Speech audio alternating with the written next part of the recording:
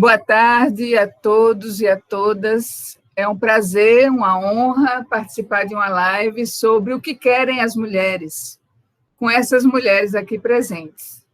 Beatriz Medeiros, minha co-orientadora no mestrado profissional, quem vai abrir, quem vai falar primeiro.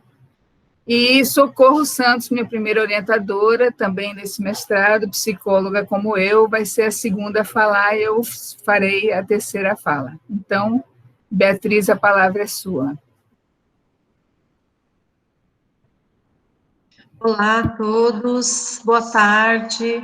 Eu quero primeiro agradecer ao convite de Paulette para esse debate.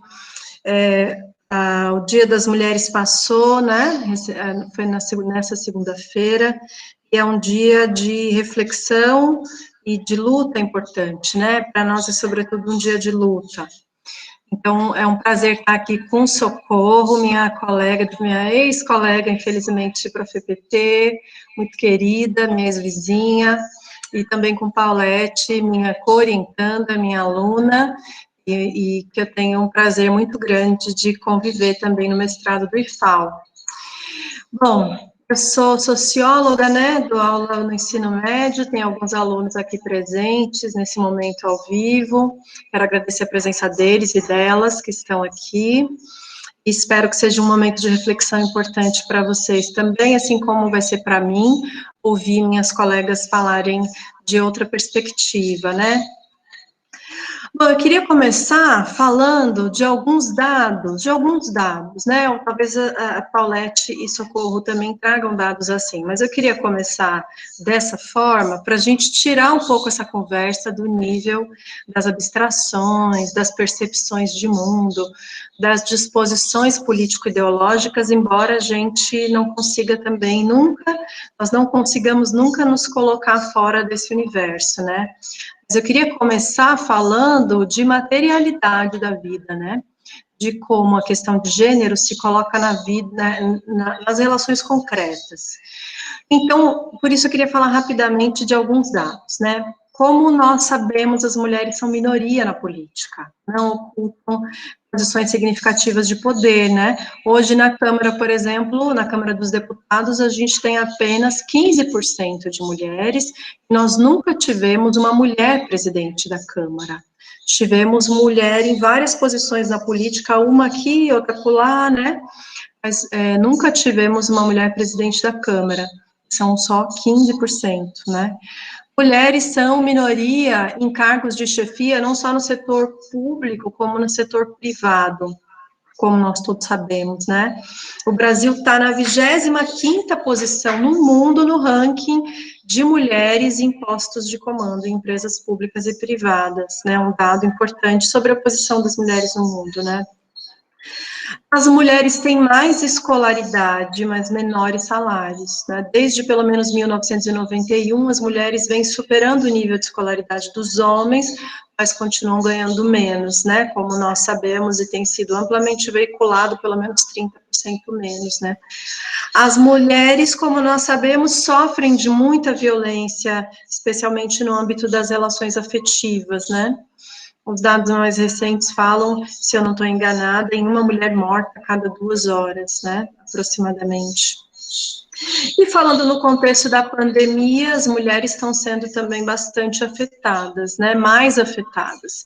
E tem uma série de pesquisas recentes falando que aumentou o feminicídio em 22%, mulheres estão mais sobrecarregadas com as atividades do cuidado, né, as mulheres estão publicando menos no meio acadêmico, estão ficando mais desempregadas que os homens, né, o nível de desemprego de mulheres é maior. Então, esses são alguns dos elementos, né, alguns dados que nos trazem um pouco da realidade. Então, nós vivemos um universo de desigualdades de gênero profundas, né. E aí, para a gente avançar nessa conversa, precisamos falar um pouco sobre o que a gente entende por gênero, né? O que é gênero? Esse universo das relações entre homens e mulheres. Então, muitas autoras estudiosas do conceito de gênero entendem que gênero é uma das primeiras formas de organização do poder, né, na sociedade. Então, é uma das primeiras formas de diferenciação, né? A gente tem discutido isso, né, Paulette? É uma das primeiras formas de diferenciação na sociedade, nas sociedades humanas, e essa diferenciação tem se tornado desigualdade através de uma série de mecanismos ao longo da história, né? Então, a gente tem aí autoras como Joan Scott, Teresa de Laurentiis, Eliette Safiotti e várias outras que concordam com essa perspectiva do gênero como uma primeira forma de diferenciação e uma primeira forma de organizar as relações de poder, né? Eliette Safiotti vai falar do patriarcado como uma estrutura de poder que atravessa a sociedade, né, as várias instâncias da vida social, que é estrutural nesse sentido, e que essa estrutura de poder é acobertada, muitas vezes, por uma ideologia que está por detrás do conceito de gênero, né? Então, o gênero como um conceito que fala a respeito de diferenças socialmente construídas, quando a gente fala desse conceito, a gente não pode deixar de pensar que essas diferenças são construídas por meio de relações de poder, né? Aí a gente, às vezes, nos perguntamos, né? Mas então nunca existiu uma sociedade matriarcal? Será que nunca existiu? E há uma compreensão mais ou menos generalizada de que uma sociedade matriarcal nós nunca tivemos, né? O matriarcado nunca foi estruturado como o patriarcado é, atravessando as relações de poder, estruturando desigualdades econômicas, né?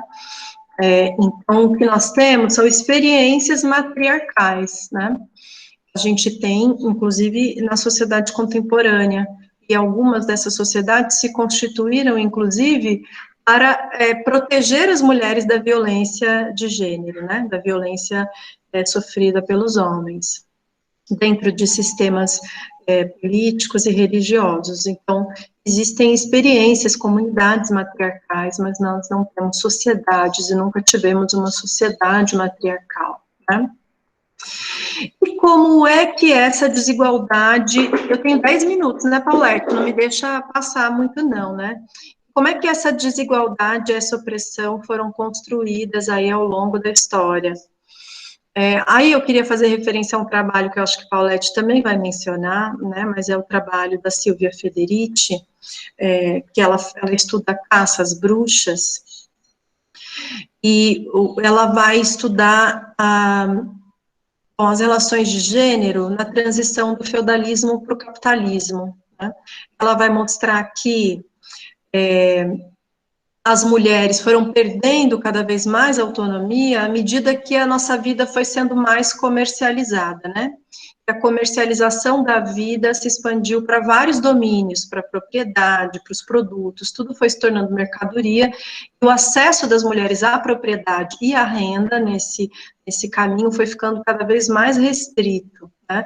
Nas sociedades feudais, ela dizia, as mulheres tinham um pouco mais de autonomia, né, porque a família tinha acesso à propriedade e à renda, e a família decidia o papel que cada um ia ocupar ali, né. Com a extensão das relações mercantis para vários âmbitos da vida, as mulheres foram perdendo mais autonomia, né.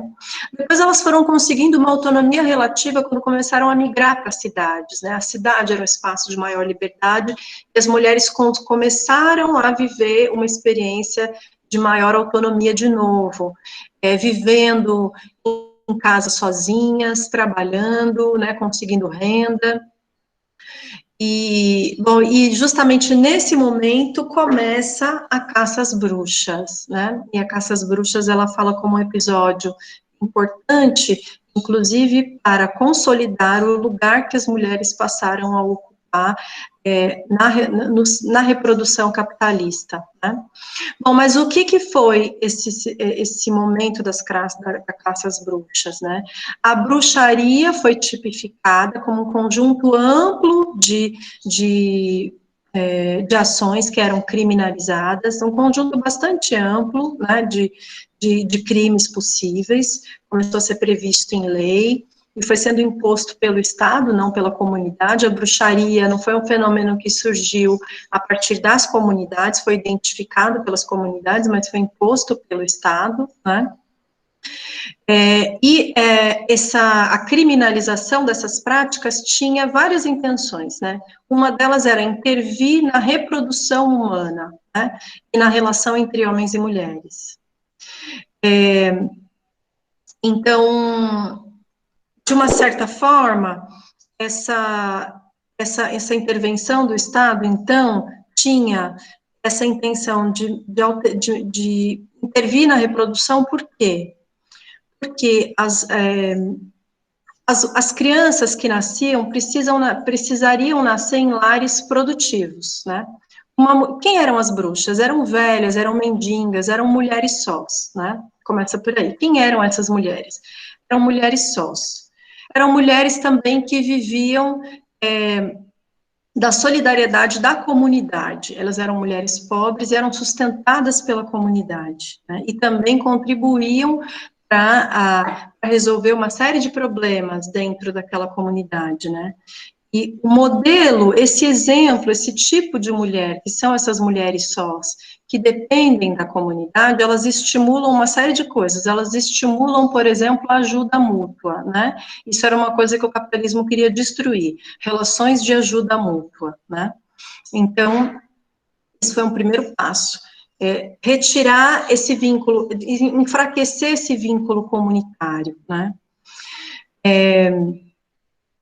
Então, essas mulheres, elas também se negavam à submissão aos homens. Então, era um tipo de mulher que não era desejado naquele momento, né? Essas mulheres também, elas tinham muitos poderes, né? São poderes, elas curavam, elas eram curandeiras, elas eram médicas, elas previam o futuro, né? Elas acumulavam em si uma série de poderes. E o Estado também queria enfraquecer os poderes populares, né? Elas trabalhavam com ervas, elas dominavam a natureza, né? Então, também foi uma forma de atacar os poderes populares, né? Então, foi um ataque. Ela faz um debate bastante interessante de como o combate à bruxaria era um combate muito mais amplo, que não se restringia à dominação de gênero, mas que era parte importante da dominação de classe, né? Então, tinham que acabar com a ajuda mútua, tinham que destruir as relações comunitárias, era importante também controlar a procriação, para que as crianças nascessem em lares mais produtivos, que elas não ficassem aí vadiando junto com as suas mães, né? E era necessário controlar a sexualidade, porque a sexualidade atrapalha o trabalho, né? As pessoas precisam se concentrar, né, para trabalhar, e o tempo de trabalho estava sendo cada vez mais ampliado, né? Então, o combate à promiscuidade daquelas mulheres era uma forma de controle da sexualidade também, né?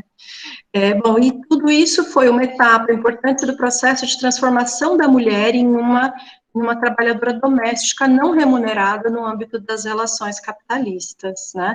Então, essa mulher era uma louca, era uma descontrolada, era uma demoníaca, precisava estar sob os cuidados de um homem e precisava estar submetida a ele, executando uma série de trabalhos que não eram remunerados, que nunca foram remunerados, né? Então, eu acho que esse é o lastro mais recente, né, da estruturação da desigualdade de gênero que a Silvia Federici trabalha muito bem. E aí ela vai fazer uma crítica a Marx, né, dizendo que Marx não considerou a opressão contra as mulheres como uma etapa importante da opressão da classe trabalhadora, e vai fazer também uma crítica importante a Foucault, que também, segundo ela, não considera o controle sobre o corpo feminino como etapa importante do controle sobre os corpos, né, que é um debate importante de Foucault. Então, o feminismo surge para lutar contra essa opressão que estava estruturada nas relações econômicas, por meio da ação do Estado, inclusive, né, e esse movimento teve etapas diferentes, teve várias etapas, e também é um movimento bastante diverso, né, no seu interior. A gente sabe que esse movimento tem impulso, do que nós sabemos, né, esse movimento tem impulso na Revolução Francesa, A gente sabe que Olympe de Gouges, né, que foi uma importante pensadora naquele momento, e criticava a não extensão de algumas garantias fundamentais às mulheres, né, questionava isso, ela foi guilhotinada, né, então o debate sobre gênero era considerado um debate muito radical, no seio daquele debate que parecia tão radical, né. Então, a gente teve, como vocês sabem, uma primeira onda então, impulsionada pela Revolução Francesa, tivemos uma primeira onda na passagem do século XIX para o século XX, né, tratando da garantia de alguns direitos civis fundamentais, como o direito ao voto, né, isso foi chegar no Brasil, a gente sabe, um pouco mais tarde, em 1932. Tivemos uma segunda onda na década de 60 e 70, que amplia a visibilidade e a efetividade dos direitos garantidos nessa primeira onda, e também luta por outros direitos, como, por exemplo, o direito ao controle do próprio corpo, através dos métodos contraceptivos, começa o debate sobre o direito ao aborto, a punição contra a violência de gênero, né? Então, aquela primeira onda é ampliada e alcança também os espaços da vida privada, né? Tratando, por exemplo, da violência doméstica. E a terceira onda começa na década de 90 e vai se estendendo, que a grande reclamação é: mulheres não são um ser genérico, né? As mulheres têm existências diferentes, nascem em contextos diferentes, vivem em posições de classe diferentes e em cores diferentes, né? Têm origens étnicas diferentes. Então, a terceira onda amplia o movimento feminista e amplia o olhar do movimento feminista para a questão da diferença, né, e da desigualdade no interior do próprio movimento feminista, né, do próprio movimento das mulheres. Então, Beatriz, acabou meu tempo, né? Você quer concluir? Eu acabei de mais um acabar minuto mesmo. para você. Acabou? Sim, não, mas eu posso encerrar, mas o que eu queria dizer é isso, né, a desigualdade de gênero tem materialidade, ela vem sendo construída há séculos, né, e o movimento feminista também tem materialidade e também vem trabalhando a superação dessa situação de opressão, né, e o movimento feminista tem um papel fundamental. Aí a gente pode ir ampliando um pouco esse debate com a resposta às perguntas, né, Paulette? Sim, Então, sim. Obrigada, Paulette. Obrigada a você, Beatriz. Muito obrigada, foi ótimo. Socorro, é com você. A Ana Paula está perguntando se pode fazer pergunta, comentário. Por enquanto, aqui no chat, porque aí a gente vai responder tudo no final, tá certo? Eu vou anotar aqui. Pode perguntar aí, Ana Paula. Viu? Obrigada a você. Então, boa tarde a todos, a todas. Muito obrigada pela presença de vocês. Queria agradecer. A ideia, a partir de Paulette, foi crescendo, foi tomando uma proporção maravilhosa. Como sempre, né? A gente, quando começa a pensar numa coisa boa, vai ampliando. E primeiro eu queria realmente expressar minha alegria de estar aqui com vocês e um orgulho com Beatriz e com Paulette nesse momento. E conversando sobre tudo isso. E quando a gente começou a dialogar sobre esse momento, a gente ficou pensando em vários caminhos, né, Beatriz? A gente foi pensando, foi modelando, foi pensando, porque tanta coisa para falar, tanta coisa para a gente debater, tanta coisa para a gente apresentar. Então, eu queria registrar primeiro o meu lugar de fala, né? Eu tenho uma formação, primeiro, eu sou paraibana, sou de uma família patriarcal, super, hiper, mega, ultra power, patriarcal, né? Uma família pobre da Paraíba, de 10 filhos, e que depois, com muita luta, consegui fazer psicologia, sempre em instituições públicas, mas a minha formação foi toda interdisciplinar. Então, meu lugar de fala vai nessa direção, nessa trajetória multifacetada, de muitos desafios, mas um lugar de mulher, um lugar de pessoa que realmente acredita no papel feminino na sociedade, que acredita realmente que a gente pode transformar muita coisa. E aí, na minha trajetória, pensando nesse lugar de mulher e pensando nesse momento, eu, Paulette e a Beatriz como socióloga, eu disse, Bea, contextualiza esse primeiro momento, deixa eu falar no segundo momento das conquistas, né?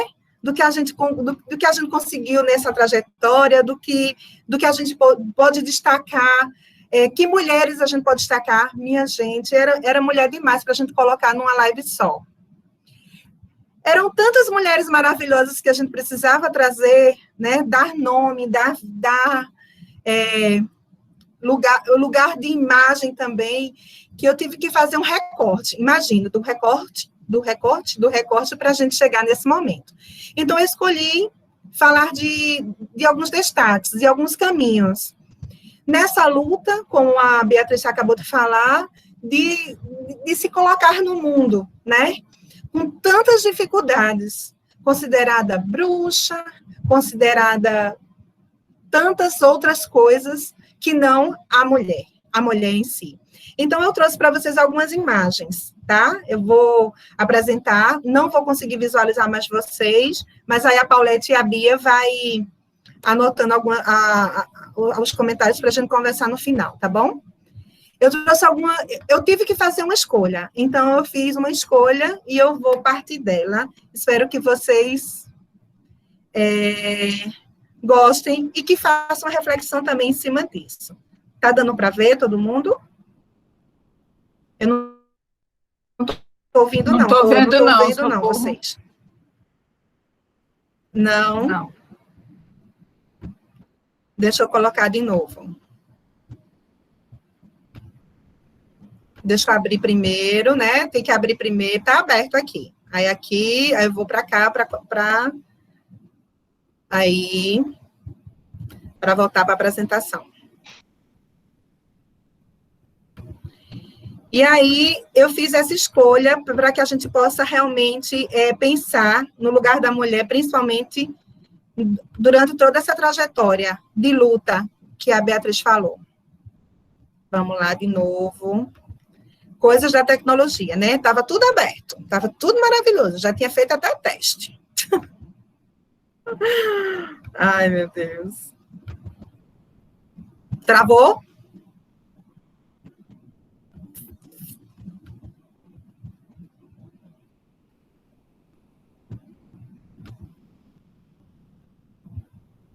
Abriu?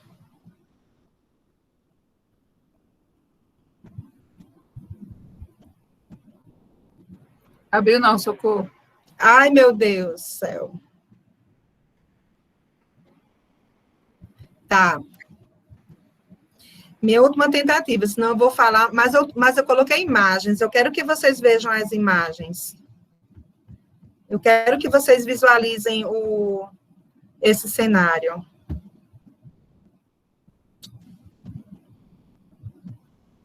Não sei o que está acontecendo.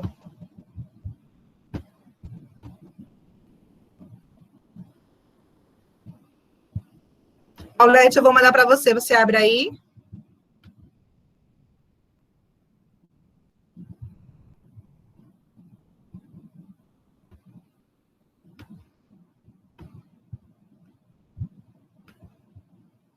Nada?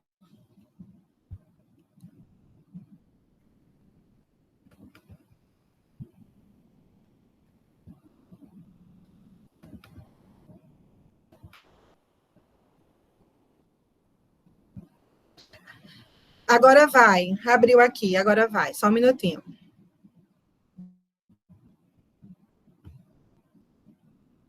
Ai, minha gente, estava tão bom.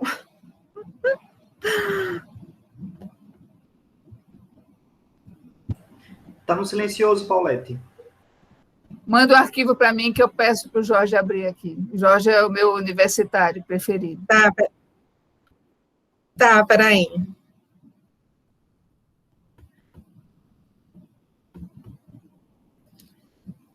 Tá abrindo aqui.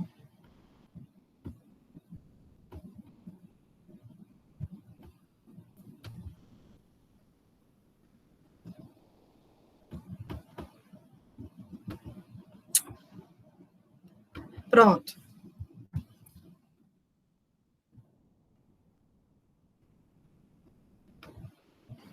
Aqui não apareceu não, viu, socorro? Ai, meu Deus. Eu acho, a internet aqui está rodando, esse é o problema. Manda para mim, que eu mando para o Jorge, vá. Ah, estou mandando.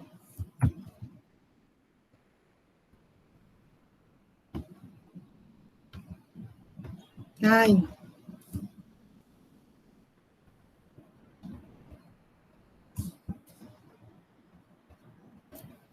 Agora, peraí, abriu aqui. Ai, minha gente, fiquei nervosa agora. Tá vendo? Coisa da tecnologia. Eu tinha feito um ensaio todinho de manhã dessa apresentação. A gente estava comentando isso antes, né? Que às vezes a gente fala, os alunos têm pouco acesso à tecnologia, mas pode acontecer com qualquer um de nós. Pronto, apareceu. Aí, pronto. Pronto. Ai, meu Deus. Agora, deixa eu ver se está passando, tá? Deixa eu abrir primeiro. Está passando assim, do jeito que está passando? Será que não tem como você colocar só a tela? Ó, primeiro, tira essa tela do lado aí. Isso. Pronto. Eu acho que dá para você também, não sei. Bom, agora. Dá para a gente ler, Agora. Está passando? Não está. Está parado. Está parado? Então, vou deixar assim, tá bom? Agora.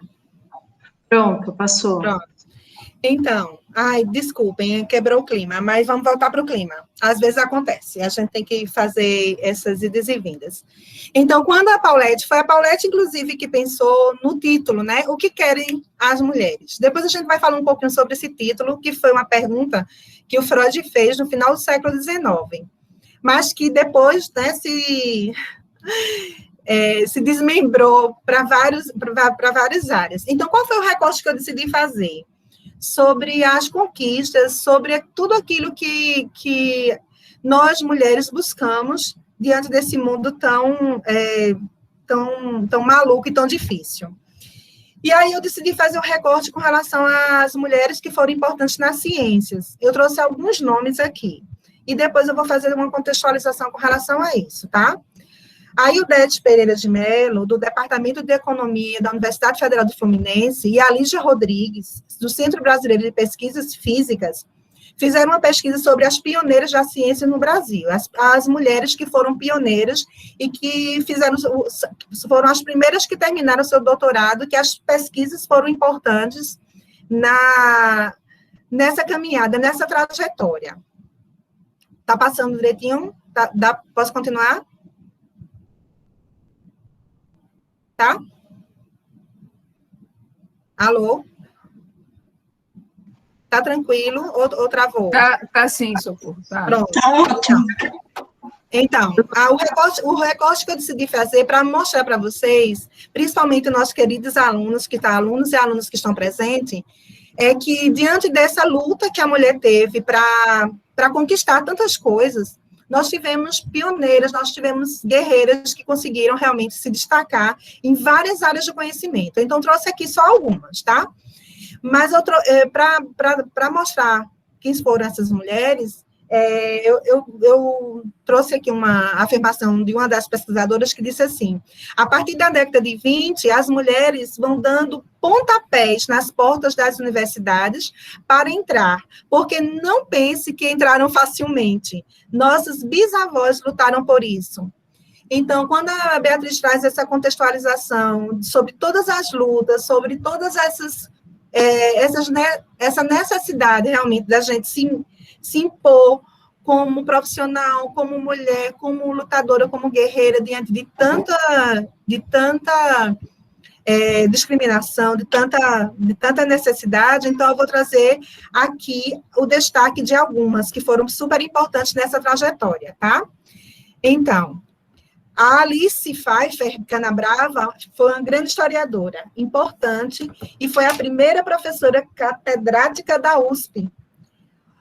Ela realmente ela revolucionou toda a sua história por ser a primeira professora, doutora, historiadora que revolucionou essa área no Brasil. A Berta Lutz, a Beatriz falou agora sobre toda a luta, sobre a questão dos votos, da mulher votar, de ter esse lugar, de tantas outras conquistas.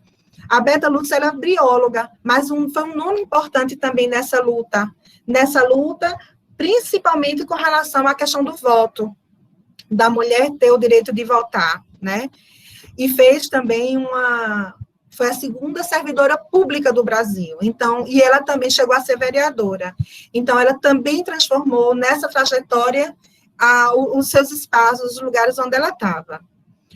A Carolina Bori, ela foi psicóloga e foi muito importante na luta para conseguir realmente fazer com que a psicologia se tornasse ciência, realmente, e pela luta de trazer a psicologia realmente como profissão. Ela realmente trouxe e revolucionou também esse caminho. A Elza Furtado foi uma matemática e também trouxe foi a primeira da sua turma, a primeira a ter o doutorado no Brasil, nessa área que é tão masculina. E ela trouxe realmente foi pioneira nessa área. A Graziela Maciel Barroso, ela foi considerada a grande dama da botânica e conseguiu realmente, na sua pesquisa, se destacar e mostrar a importância e essa força também nessa área do conhecimento. A Joana, agrônoma, eu não sei falar sobre esse sobrenome dela, e ela foi indicada como um prêmio Nobel de Química em 1997. E também revolucionou a área da agronomia. A Nise da Silveira, alagoana, médica psiquiátrica, que realmente revolucionou esse lugar da medicina, principalmente trazendo o olhar humano para as pessoas que sofriam de doença mental, inclusive foi presa por isso, por pensar de forma humana naqueles sujeitos, naquelas pessoas que sofriam realmente com doença mental. E trouxe essa força e é conhecida internacionalmente por esse olhar, através da arte, através do olhar humano para as pessoas que sofriam. E aí, assim, é tanta coisa para falar que a gente não tem nem como destacar. E ela foi uma grande guerreira. A Ruth, bióloga também, foi muito importante em fazer pesquisas sobre malária, sobre doenças de Chagas, e também, ela né? Eu nem sei se ela morreu, mas eu acho que ela está viva. Pelas minhas pesquisas, eu não encontrei que ela realmente está viva. E aí, ela traz também esse olhar e essa força na área da biologia.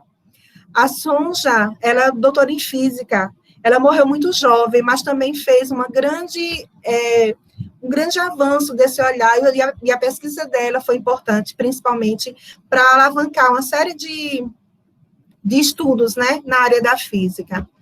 E a Vitória Rossetti, engenheira agrônoma, e também fez uma grande pesquisa nessa área. Aí eu continuei pensando sobre as mulheres e as suas conquistas, né? Não só na área das ciências, mas em outras áreas. E aí eu fiquei curiosa para saber qual foi a primeira mulher a voar no Brasil, né? A primeira mulher a pilotar um avião. E aí trazendo essas pesquisas, eu cheguei na questão da Teresa de Marzo. Mas o que mais me chamou a atenção dessa pesquisa foi ela, jovem, conseguiu realmente ser pioneira em diploma de piloto aviador internacional, mas em 1926 ela se formou em 1922, mas em 1926 ela casou e ela interrompeu sua carreira e casou com um instrutor, né, dela. Mas ela declarou em uma das suas entrevistas, um dos seus comentários: depois que nos casamos, ele cortou-me as asas. Disse que bastava um aviador na família. E aí, quando eu percebi, quando eu vi essa frase dela, e a partir daí eu vou ampliar um pouco essa discussão, Mas ela usou essa metáfora. Depois que nos casamos, cortou-me as asas, né? E assim, mas ela é pioneira nessa área que é também tão difícil para a mulher. Olha ela aqui, como ela é linda. Ela era linda, né?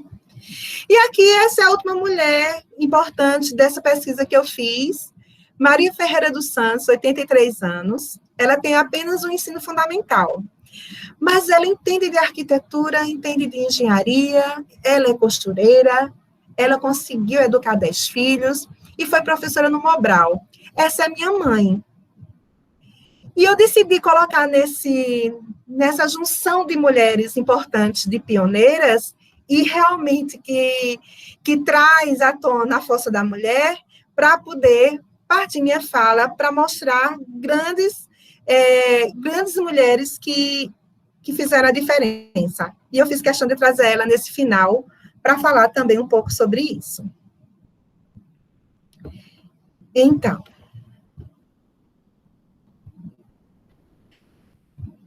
diante dessas grandes mulheres e diante dessas grandes conquistas, eu queria destacar duas coisas importantes nesse processo todo, né?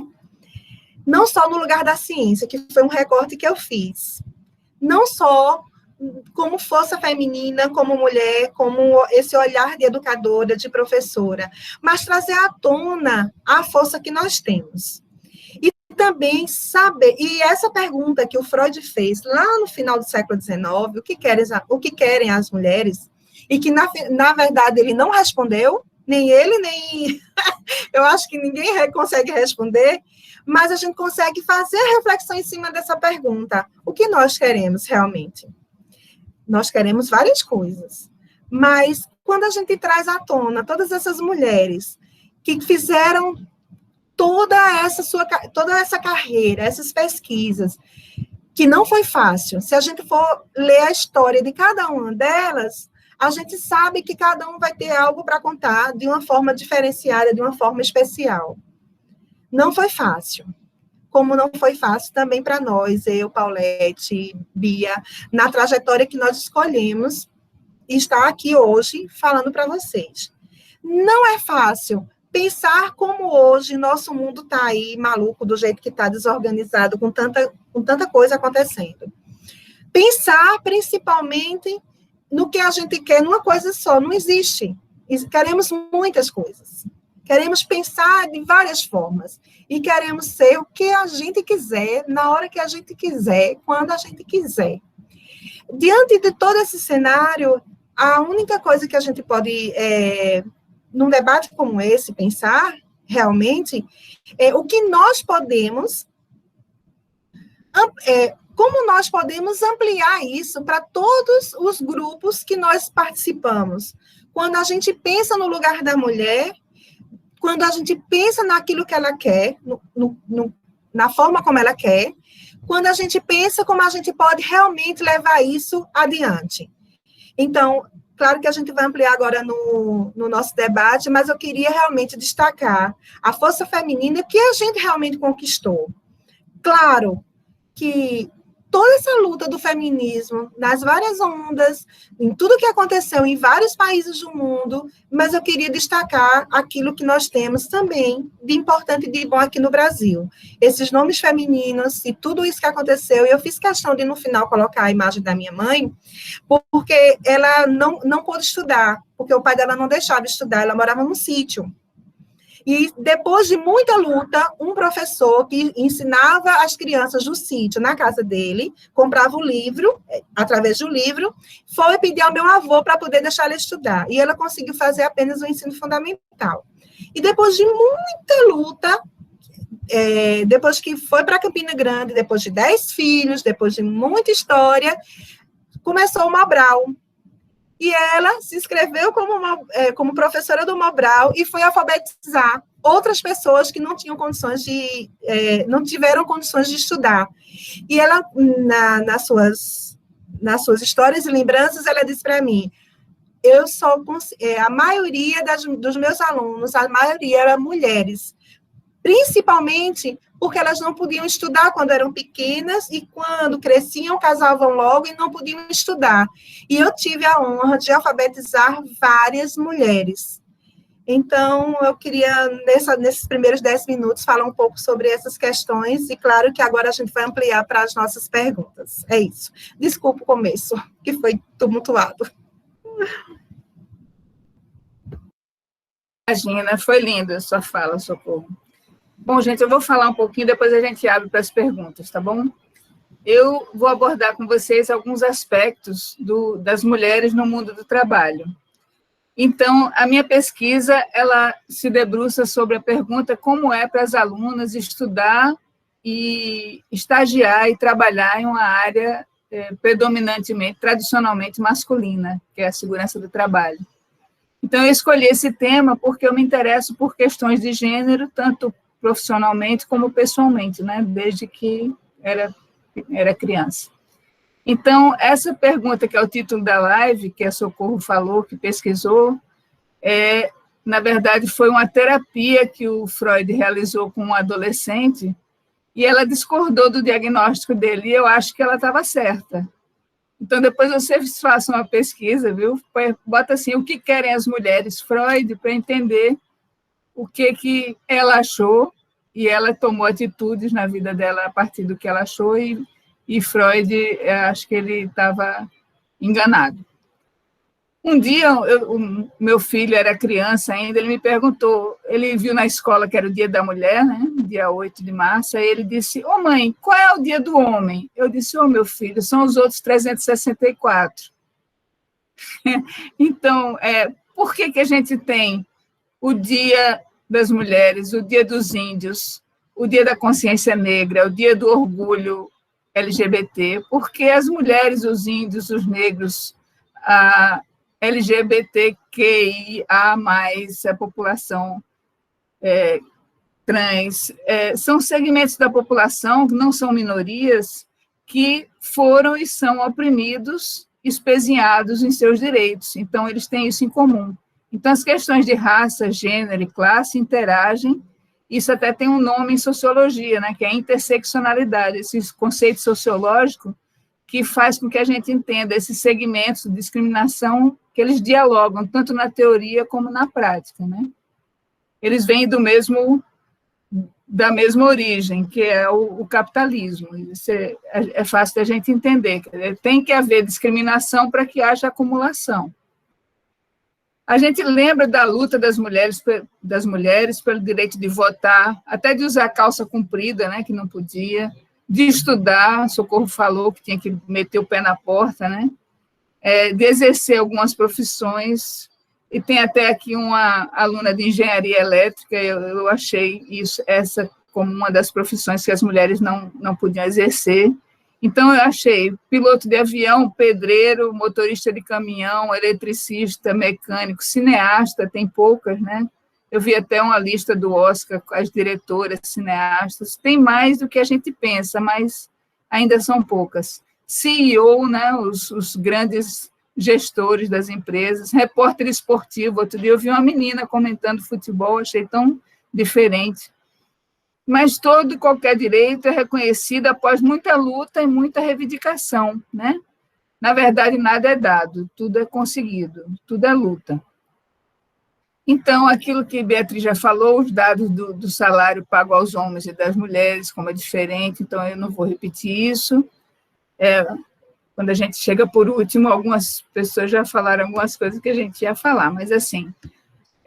essa realidade de que as mulheres ganham menos num trabalho igual, isso contraria a Constituição Federal de 88, que ela estabelece que os homens e as mulheres são iguais em direitos e obrigações. Então, elas cumprem as obrigações, mas elas recebem um salário menor do que o dos homens, 79,5% do que os homens recebem. As mulheres têm menos cargos de chefia, tem 62,2% de gerentes homens e 37,8% mulheres. Representação política, em 190 países, o Brasil está na 152ª posição em relação ao percentual de cadeiras de deputados. E na hora, isso tudo a mulher recebe menos, ganha menos, mas assim, nas horas dedicadas ao cuidado de pessoas e aos afazeres domésticos, o tempo semanal das mulheres é, em média, 18 horas, enquanto que o dos homens é de 10 horas e meia. Então, um parêntese aqui, quando um homem se ocupa das tarefas domésticas ou do cuidado com os filhos, tem muita gente que fala, o meu marido me ajuda, ele me ajuda com a casa, ele me ajuda com os filhos, como se a casa e os filhos não fossem deles também, né? Então, essa nomenclatura ajuda, vamos mudar, viu, mulheres? Eles partilham, eles dividem, porque é de todo mundo cuidar da casa e dos filhos. Não é tarefa feminina, não. Isso foi o que foi estabelecido naquela história aqui, da caça às bruxas, quando deixou as mulheres sem salário, mas eu vou falar isso daqui a pouco. Então, Beatriz já falou que na pandemia, né, a gente teve esse desemprego maior das mulheres. Então, segundo a Comissão Econômica para a América Latina e o Caribe, a pandemia gerou um retrocesso de mais de uma década nos níveis de participação laboral feminina na região. Uma década. Então, a gente vai correr atrás de 10 anos de conquistas por causa da pandemia. E a pancada foi maior no lombo mesmo das mulheres, né? Então, também houve a intensificação da violência por razões de gênero, por questão de você estar confinado com o seu agressor em casa, mas os dados apontam que houve redução no número de denúncias. Então, a Beatriz já falou um pouco desse livro, eu estou apaixonada por ele, vocês comprem, viu, mulheres e homens, A Caliban e a Bruxa. Eu fui engessar meu pé e meu ortopedista já comprou, eu perguntei para ele, cadê o livro? Ele, já comprei, já chegou. Porque ele estava estudando a Idade Média. Eu digo, eu tenho um livro que fala da Idade Média de um jeito que você não conhece. Aí ele pegou. Então, o que aconteceu, né? Foi conferido à mulher o status de cidadã de segunda classe pela necessidade do capitalismo de produção e mais-valia. Então, a sociedade é estruturada assim desde que surgiu o capitalismo. Quando ele destruiu essas propriedades comunais, ele reduziu as mulheres a não trabalhadoras. Não trabalhadoras, entre aspas, porque elas faziam o trabalho reprodutivo e o trabalho doméstico, sem o qual não haveria ninguém para trabalhar, porque não haveria filhos, e não haveria também os cuidados domésticos que faziam com que o homem pudesse sair para trabalhar. Então, ele tinha roupa lavada, ele tinha comida, ele tinha cuidados, ele encontrava uma casa, né, minimamente organizada, porque a Idade Média era um caos, e essa coisa de a mulher não ter um salário, que perdura até hoje, né? Então, acontece de a mulher responder uma entrevista ou responder ao censo e dizer, eu não trabalho, quando ela é dona de casa. E isso é um grande engano, né? Fazem ela acreditar que ela não trabalha. Ela trabalha e não recebe, mas ela trabalha de sol a sol. Ela não tem salário e não tem reconhecimento, né? Essa questão da programação das pessoas como gênero masculino e feminino já vem desde os brinquedos, né? Então, a gente tem brinquedos, a gente chega para comprar um brinquedo na loja, a gente tem ordens diferentes de brinquedos. A indústria de brinquedos movimenta 71 bilhões de euros por ano, reproduzindo esse modelo sexista que é naturalizado nas relações sociais. Então, as crianças aprendem a ser homens e mulheres brincando. Então, o homem não pode brincar de boneca, então depois ele não tem jeito para pegar uma criança, ele é tão sem graça para pegar um menino no colo, porque ele não treinou, né? Ele não foi permitido a ele. Então, nos brinquedos de montagem já vem escrito pequeno engenheiro. E os brinquedos para meninas tem boneca, afazeres domésticos, e agora tem o lado da estética, né? Menininha de 8, 9 anos, tudo se pintando. Eu acho uma coisa meio esquisita. Então, as diferenças de gênero são construções sociais. Eu não sei se vocês já ouviram falar numa antropóloga chamada Margaret Mead. Ela pesquisou na Nova Guiné, ela é antropóloga americana, e ela achou 3 sociedades, e ela escreveu um livro chamado Sexo e Temperamento. Então, uma das sociedades, a Zarapesh, tanto os homens como as mulheres, eles eram pacíficos e gentis, bem acolhedores. Nas Mundo Gomor, na outra comunidade, os homens e as mulheres eram dominadores e bélicos, eles gostavam de brigar, de lutar, de confusão. E na terceira, que eu esqueci o nome, os homens passavam o tempo todo se arrumando, se embonecando, e as mulheres trabalhavam e eram bem práticas. Então, a Margarete afirmou que as características de temperamento são muito menos determinadas pelo sexo biológico e muito mais pelos fatores culturais e sociais. Então, essas construções sociais engessam as relações entre as pessoas, que são pessoas diferentes entre si. É isso que eu queria falar, porque a gente faz uma live sobre mulheres e eu fico muito feliz quando chegam os homens para ouvir e que eles falem também, né? Então, as pessoas têm 1000 possibilidades de se realizar, independente desses moldes que são pré-determinados para elas. E os homens perdem muito com esses estereótipos, né? Porque eles aprendem que homem não chora, que homem não pode ser sensível. Então, essas amarras que deixam a mulher com tantas impossibilidades de ser, elas também afetam aos homens. Então, é a sociedade que perde com esses rótulos, né? Essas limitações. Então, nós seremos muito mais felizes num mundo mais igualitário. Então, outra coisa que eu queria falar, já estou acabando, é uma coisa que, às vezes, as mulheres ouvem muito, que mulher não é solidária com mulher. Mulher não é amiga de mulher. Que homem briga e tal, mas ele é amigo. Mas as mulheres, elas são muito da fofoca, da maledicência, elas ficam de mal, elas não gostam umas das outras, elas competem o tempo todo. Gente, isso é mentira. Existe uma palavra chamada sororidade, e é essa palavra que eu quero reproduzir aqui. Como é importante que a gente tenha esse olhar afetuoso, amoroso com as outras mulheres, que a gente possa ser parceiro de todos, né? Parceiro dos homens, nossos filhos, nossos maridos, nossos pais, mas que as mulheres se apoiem, se ajudem, se admirem. Achei tão lindo o Socorro trazer as brasileiras famosas. Eu tinha visto um monte de fotos essa semana do Dia das Mulheres com estrangeiras, né? As brasileiras, achei ótima a pesquisa.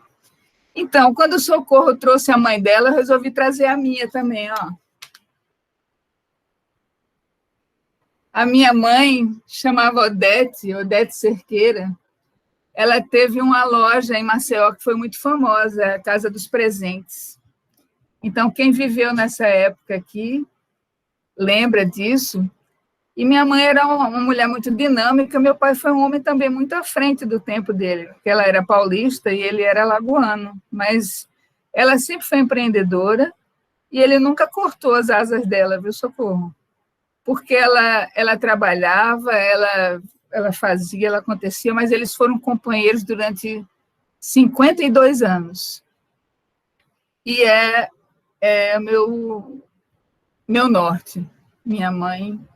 O meu pai também, meu pai fez 100 anos agora, dia 4 de março, 100 anos que ele nasceu. Eu escrevi um texto também muito carinhoso com ele. Então, a gente aprende muito com essas pessoas do nosso passado, essas pessoas que Socorro trouxe, os nossos pais, nossas mães.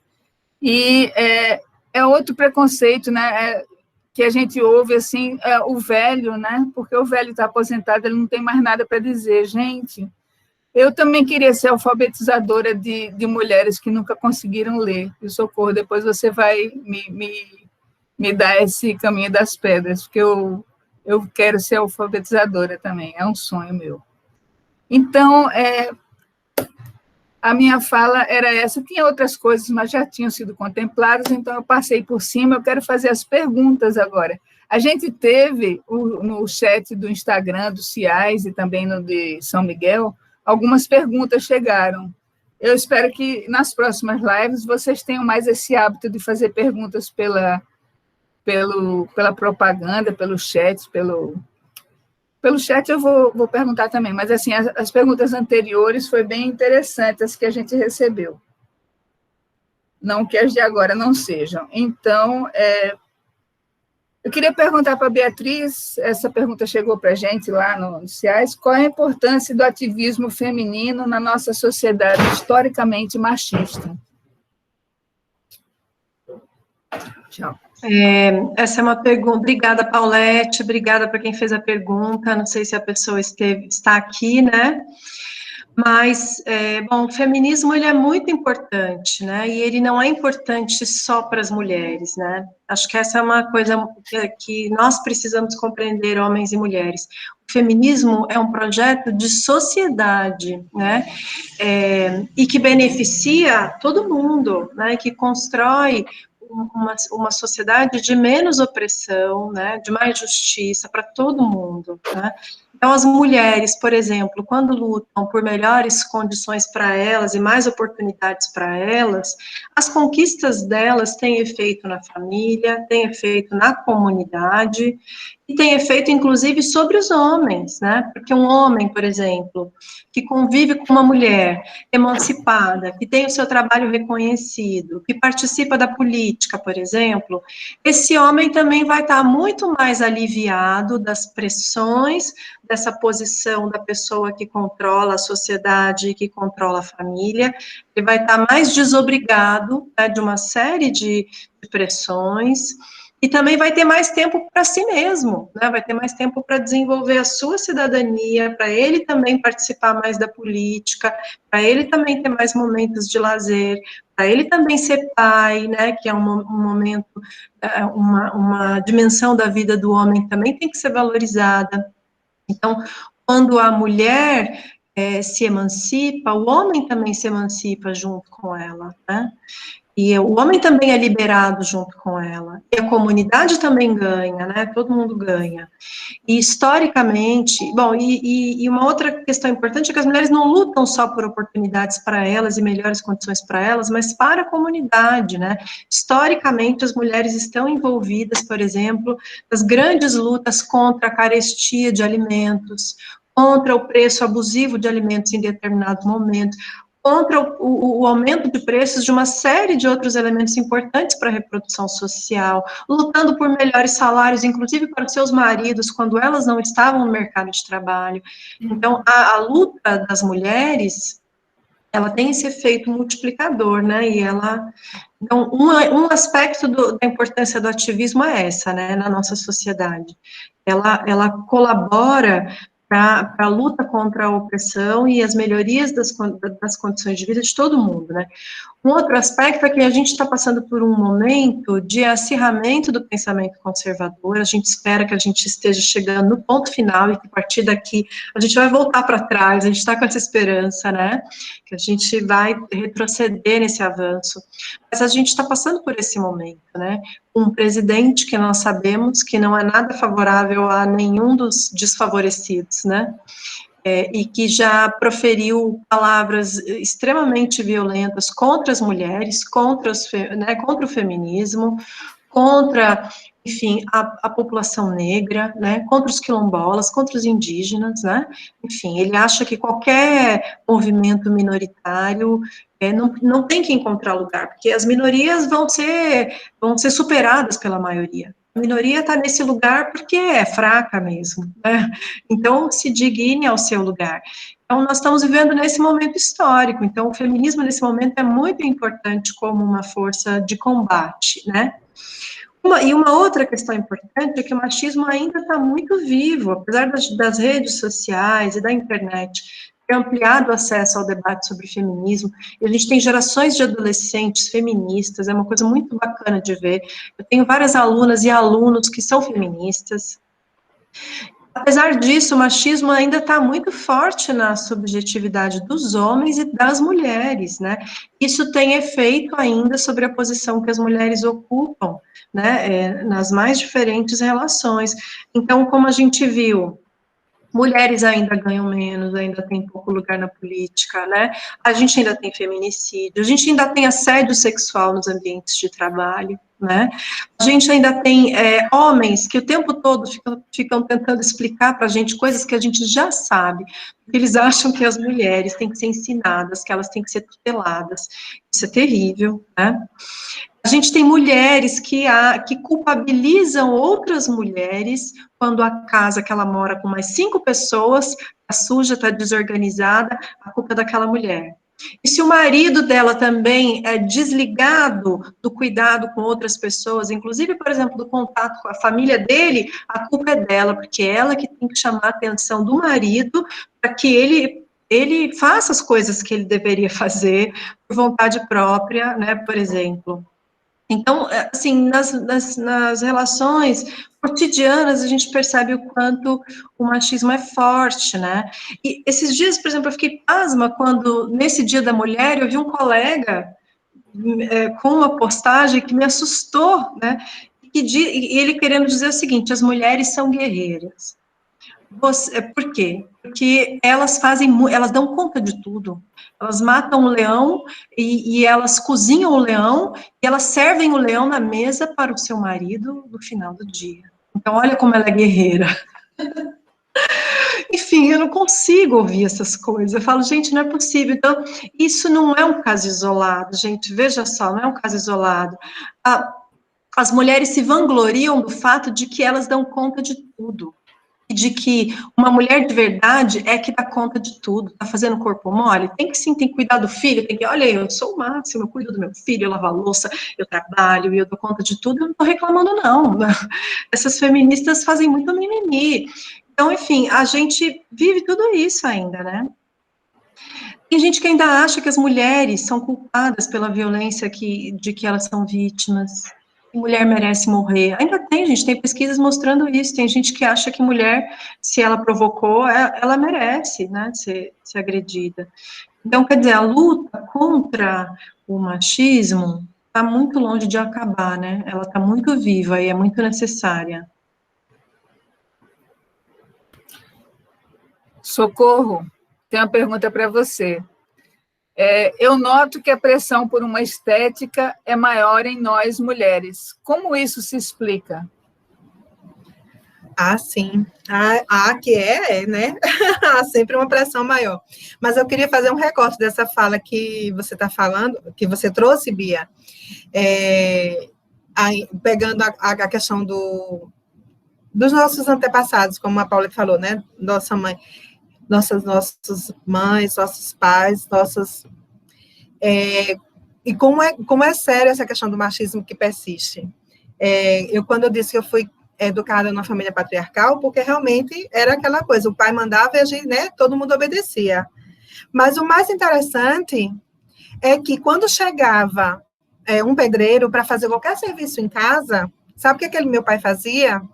Meu pai já faleceu, mas a gente conversa isso e fala isso em vários lugares, porque é muito interessante. Ele fazia, mulher, vem aqui, por favor, venha conversar com o pedreiro, porque eu não entendo nada disso e você entende.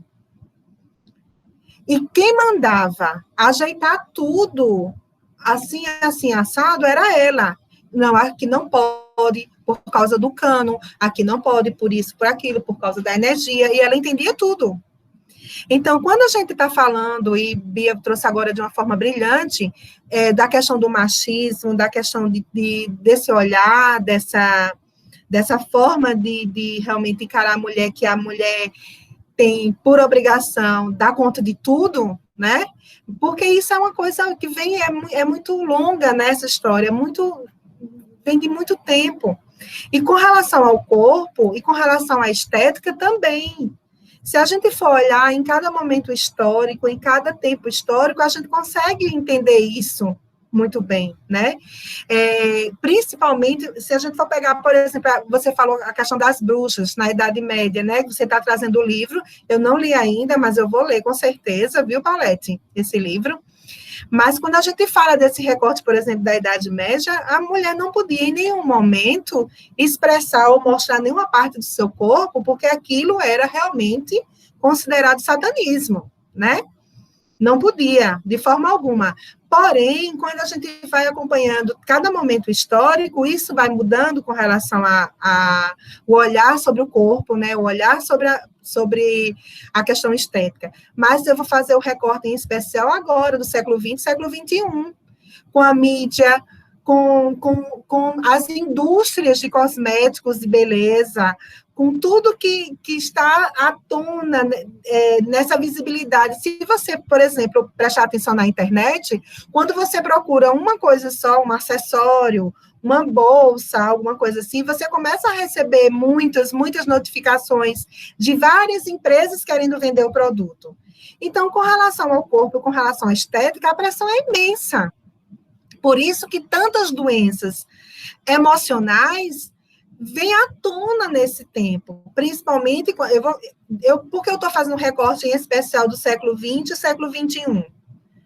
Porque quando avança também toda a questão midiática, né? Quando avança também essas redes sociais, quando a internet vem à tona, quando a comunicação vem atropelando cada vez mais, e toda essa configuração de perfeição vai trazendo também muitas doenças. Por isso que tantas mulheres, a maioria realmente tem doenças psicossomáticas, por tentar se enquadrar numa perfeição que não existe.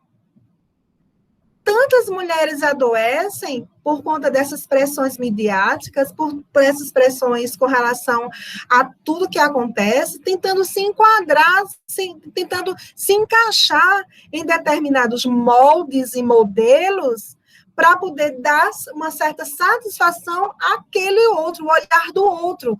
E aí acontecem as doenças psicossomáticas, aí acontece a depressão, aí acontece tanta coisa. Essa fala da Bia, por exemplo, a mulher tem que dar conta de tudo. Imagina, além de ser tudo isso, tem que ser linda, maravilhosa, magra, ter um cabelo perfeito, ter uma pele perfeita em tudo. Diga aí. É ser Mulher Maravilha, né? No sentido mesmo da heroína. Então, assim, só para ir para outra pergunta, Paulette, o que é que eu digo sempre para minhas alunas, quando a gente está em determinadas rodas de discussão? Eu digo para elas, vocês podem ser o que vocês quiserem, vocês são lindas como são. Essa coisa da gente tentar se enquadrar sempre no modelo que acham que tem, que passaram a decidir sobre nós, a gente tem que ser muito mais esperta, muito mais inteligentes emocionais, para dizer não. E dizer, olha, eu sou linda do jeito que eu sou, com cabelo longo, com cabelo curto, com a cor que eu tenho, gordinha ou magrinha, alta ou baixa, eu sou muito linda. Eu sou muito gata. Além disso tudo, né, eu tenho uma inteligência emocional que consegue me ajudar a olhar para mim e dizer, eu sou eu. E é mesmo, viu, Socorro? Eu sou eu. A gente tem que tirar, tem que quebrar esses paradigmas com relação ao que nos impõe e ajudar essas meninas, sabe? Que estão na internet o tempo todo e que querem, de alguma forma, se enquadrar no modelo que decidiram sobre nós. Aí ficam adoecendo emocionalmente. Eu recebi um aluno uma vez dizendo, Socorro, jamais eu vou encontrar um namorado porque eu sou feia. Alguém disse, porque eu sou feia, porque eu não consigo mostrar a minha beleza. Eu disse, e quem disse que você é feia? Né? Mas eu vejo as minhas colegas da mesma idade, que são mais magras do que eu, que têm um cabelo mais bonito do que eu. Então, muitos adolescentes hoje, eu estou trazendo um pouco o universo da adolescência, porque é a fase que realmente está tomando uma decisão identitária, né, de dizer assim, quem eu sou realmente, o que é que eu quero, o que é que eu não gosto, o que é o que eu gosto. e aí sofrem com isso, porque não me enquadrei naquele modelo que a mídia, que as redes sociais, que todo mundo estabeleceu como bonita, como bela, como perfeita. Então, a gente tem que ajudar realmente, fazer uma rede de solidariedade e ajudar as mulheres a pensar de outra forma. Nós somos lindas, maravilhosas.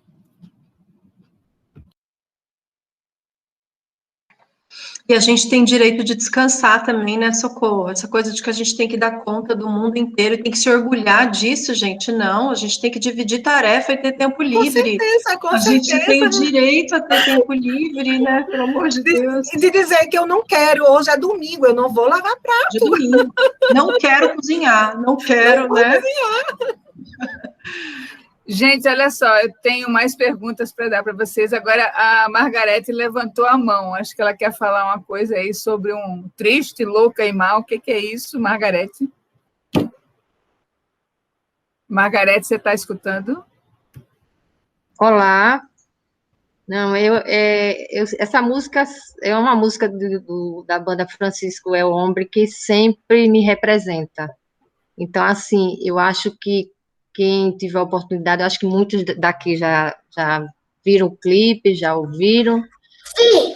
Ela é uma canção de empoderamento. Então, assim, hoje eu participei de um evento do IFSC. Eita, Socorro, lembrei de você. E aí, o encerramento era com essa música, né, porque falava da condição dos institutos federais diante da atual conjuntura e, mais precisamente, como Semana da Mulher, da questão da mulher dentro dos institutos também. E aí, essa música fechou o evento, né, com o pessoal, com a participação de vários palestrantes, e assim, eu entendo que a gente precisa, a todo momento, eu escrevi para a Paulette, que a gente vai continuar lutando e vencendo, sempre. E a partir da nossa casa. Então, assim, enquanto os pais não fizeram a proposta de educação aos seus filhos e filhas e filhos, de respeito ao próximo, independente de identidade de gênero, de acolhimento, de inclusão, a gente vai continuar tendo essa sociedade marcantemente machista, porque eu lembro muito bem da minha professora de psicologia que dizia, quem cria os machistas somos nós, mulheres, porque não deixa o filho tirar o prato da mesa, porque não deixa o filho forrar sua cama, porque não deixa o filho lavar sua cueca, porque isso é coisa de mulher. E aí a gente sai reforçando esses conceitos, e se a gente não começar a mudar em casa, a gente não vai conseguir muita coisa. Então, assim, a escola tem um papel fundamental, né, a instituição escola, porque perpassam várias questões dentro da instituição, vários profissionais, a gente pertence a uma instituição eminentemente masculina, você não vê a gente tem duas pró-reitoras agora, né? Você vê diretora de campo agora, porque anteriormente não tinha. Você não vê os cargos da instituição serem ocupados por muitas mulheres.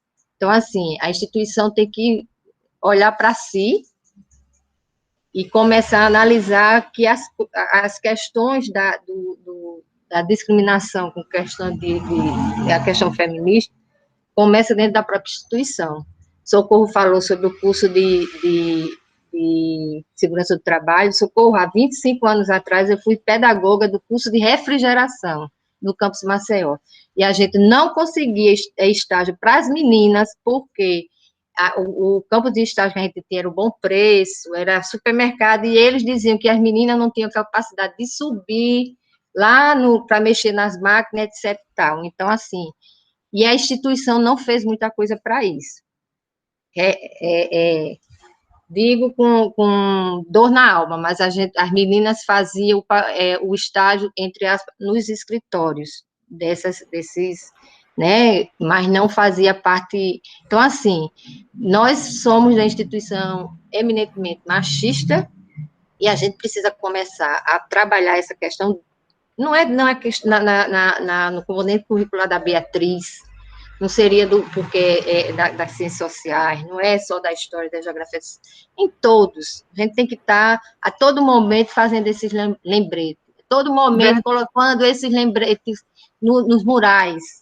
Verdade, Todo Margarida. momento, o ano, a luta da gente é todo dia, é o ano todo ano. Então, assim, a gente precisa realmente, não só, esse evento está sendo maravilhoso, mas eu espero que essas falas, elas sejam propagadas e feitas com os alunos, fazendo parte de um momento de reflexão, que os alunos e alunas participem disso aí, que os gestores também façam parte da formação de gestor também, essa questão, né? Então, Muito assim, bem, muito obrigada, Margarida, verdade. entendeu? Então, assim, quem tiver a oportunidade de ouvir e ver, eu lembrei da estética, porque o vídeo, quando você vai ver da música, é uma mulher gorda, fora do padrão, entre aspas, fazendo o balé da música, e ela fala que meu corpo não me define, minha alma não me define, eu sou meu próprio lar.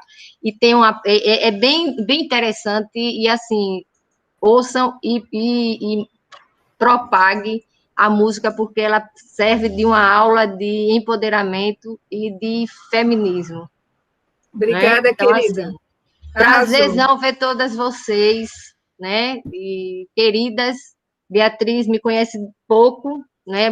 Da Proem, pedagoga da Proem, né? E Socorro e Paulette, a Cássia. Margarete é a mãe do meu filho.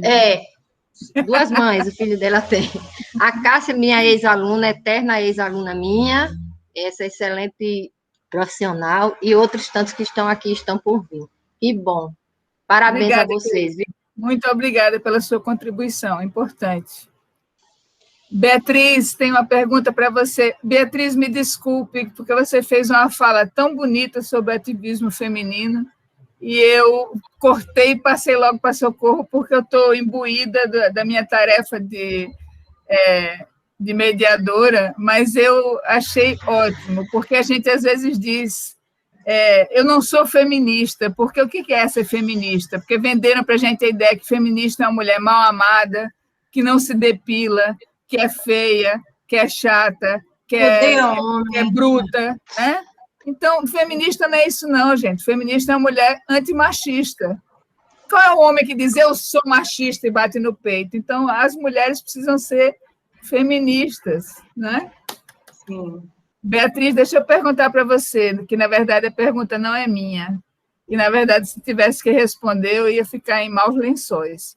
Como não sucumbir ao liberalismo econômico dentro do movimento feminista? Eita. Essa é uma pergunta importante, é uma pergunta muito importante, né? E que tem tido mais visibilidade dentro dos movimentos feministas, né? E desde a década de 90, essa questão também vem sendo mais trabalhada. Mas um primeiro aspecto dessa questão é que nós, em geral, nós não podemos cair na ilusão de que ingressar no mercado de trabalho é o auge da libertação da mulher, né? Quer dizer, ela não está mais submetida ao homem, agora ela tem o salário dela, está livre, pode ganhar o mundo, né? Como se o machismo não estivesse em todos os lugares, como se ela não estivesse indo ali se submeter a um outro poder, né? Um outro poder que geralmente é masculino também, né?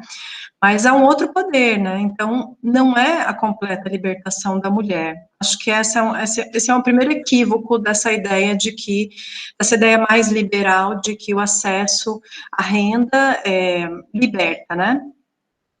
Agora, uma outra questão importante não basta que nós lutemos para que as mulheres sejam incluídas no mercado de trabalho, pensando mulheres no sentido genérico, por quê? Quais são as mulheres que, de fato, na sociedade que a gente vive hoje, conseguem posições de comando e conseguem se destacar? Quais são essas? Sabemos que elas são minoria. E quem são elas, né? Se a gente for fazer aí uma estratificação dessas mulheres e for perceber de que grupos sociais elas vêm, de que classes sociais elas vêm, a gente vai ver que elas foram, de alguma forma, privilegiadas. Há exceções? Há mulher, e também há mulheres nas classes populares fazendo trabalhos, né, muito destacados, como a Socorro mostrou, trabalhos muito importantes, diferenças, enfim, fazendo a diferença nos lugares onde elas estão, mesmo não tendo rendas, assim, significativas. Mas, enfim, essa é uma questão. Quando a gente pensa em mulheres que encontram lugares de destaque, essas mulheres não são pobres. Certamente elas não são pobres. Então, este mundo que nós vivemos hoje, que tem uma desigualdade muito grande, né, estruturado numa desigualdade que não tem solução, né, dentro desse universo, a gente nunca vai ter mulheres pobres e pretas, por exemplo, todas elas juntas, alcançando os espaços que elas gostariam de ter, né? Então, não adianta só a gente pensar na dissolução da opressão de gênero, se ela não vier acompanhada da dissolução da opressão de classe, né, e da opressão para grupos étnicos específicos, que está cruzada, né, esse conceito de interseccionalidade que Paulette falou. Então, o feminismo liberal, quando não considera essa interseccionalidade, ele está fadado ao fracasso, porque muitas mulheres vão ficar fora das oportunidades, né? Muitas mulheres não vão encontrar espaço e um lugar de igualdade, de condições de igualdade, na sociedade que nós vivemos hoje, que está estruturada da forma como nós vivemos hoje. Então, qual é a solução, né? Como não sucumbir ao liberalismo econômico dentro do movimento feminista? Eu penso que é não se limitar à luta feminista, né? Não se limitar à luta por uma questão da opressão de gênero, mas compreender que ela tem que ser concomitantemente uma luta dentro da luta de classes, né? Uma luta contra a desigualdade no âmbito das classes sociais, uma luta contra a desigualdade, contra a opressão no âmbito das relações étnico-raciais, né? Essa luta nunca pode estar sozinha, senão ela vai estar fadada ao fracasso, né?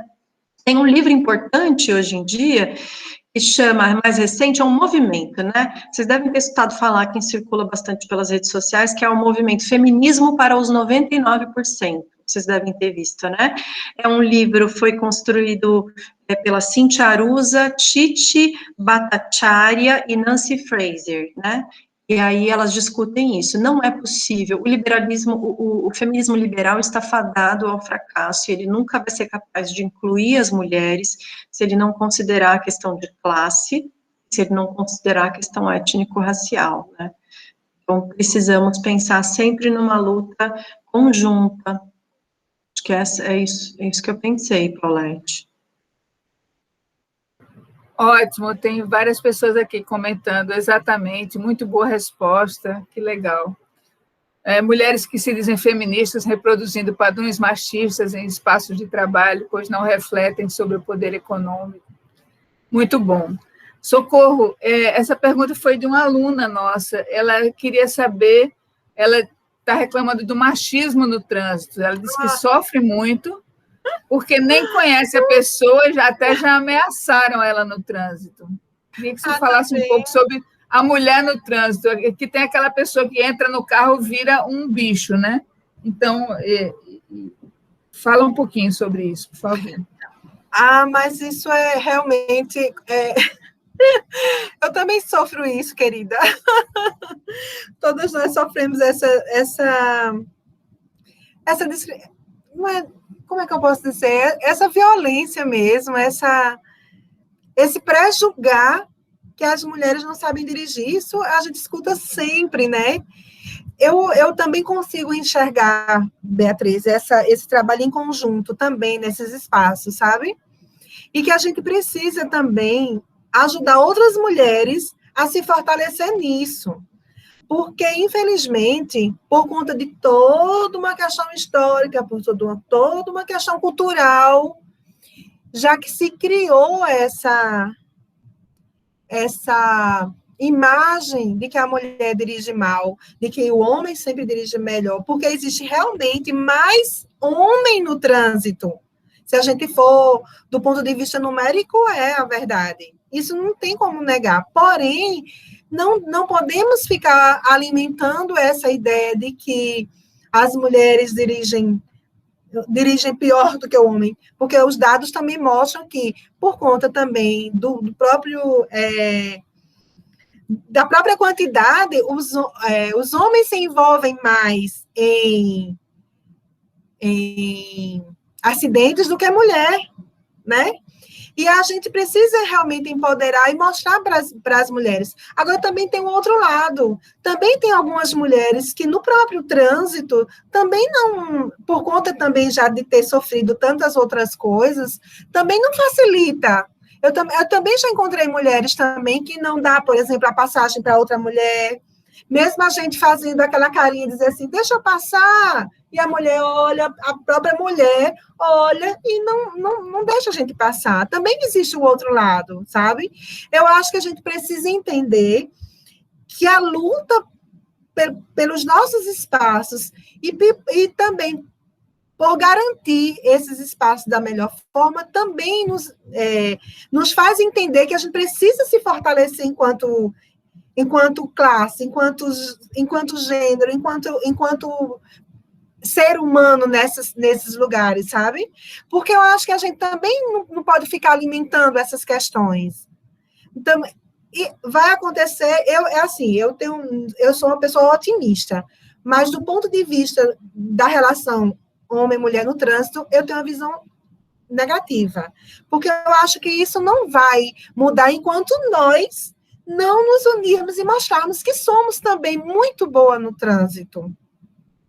E também precisamos mostrar isso de outra forma. Agora, o que é que eu percebo às vezes?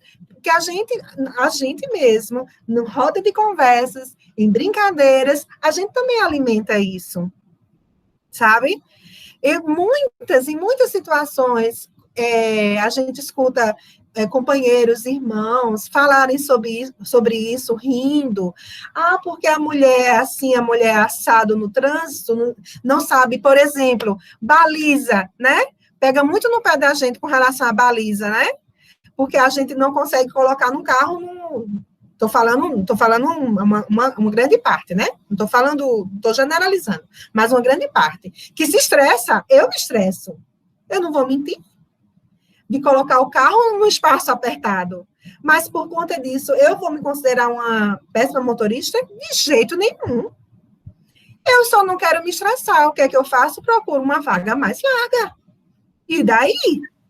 O Socorro, depois eu queria falar também. E daí? Então, e agora, hoje, eu incentivo todas as mulheres alunas e todas as mulheres que eu encontro, porque dirigir é uma carta de euforia. A gente fica sem depender de ninguém, ter o próprio carro e dirigir é uma carta de euforia, vai para onde quer, na hora que quer, como quer. E a gente precisa fortalecer isso. Agora, do ponto de vista do olhar crítico sobre a mulher no trânsito, realmente isso vai acontecer sempre. Socorro, deixa eu só colocar uma questão. A gente sabe há muito tempo que quando a gente vai analisar dados sobre acidentes de trânsito, os homens são os maiores causadores. Então, a gente dirige melhor, é óbvio. Então, é óbvio que a gente dirige melhor. Mas, Bia, agora, deixa eu só... Não, sabe o que é que eles dizem quando a gente fala sobre isso? O número de homens que dirigem, o número é muito maior do que o número de mulher. Aí, mas é proporcional. Proporcional. Eu sei, entenda.